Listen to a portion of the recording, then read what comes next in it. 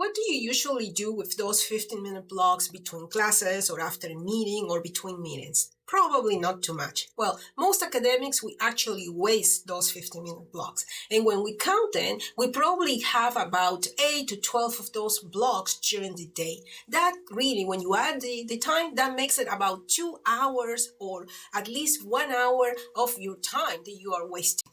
If we could use at least half of that, you will be recovering between, I would say, 1 hour per day. Even if it's just 4 of those blocks, you will have 1 hour multiplied by 5. You have like a 5 hours per week that you will be recovering.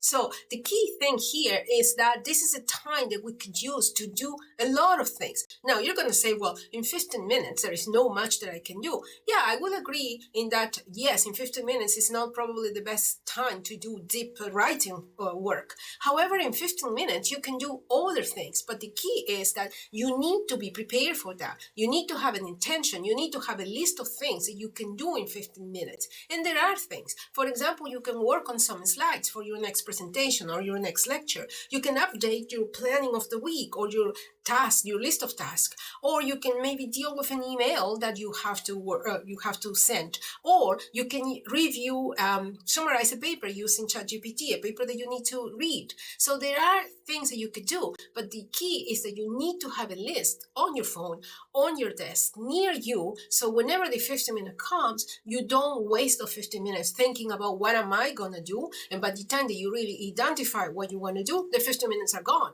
because you were not prepared for. So if you need to be prepared, you need to be strategic and have that list next to you so you can use the 15 minutes really well. Because remember, it's 1 hour per day minimum that you can gain. And if you multiply that by a week, you get at least 5 hours per week back if you do that.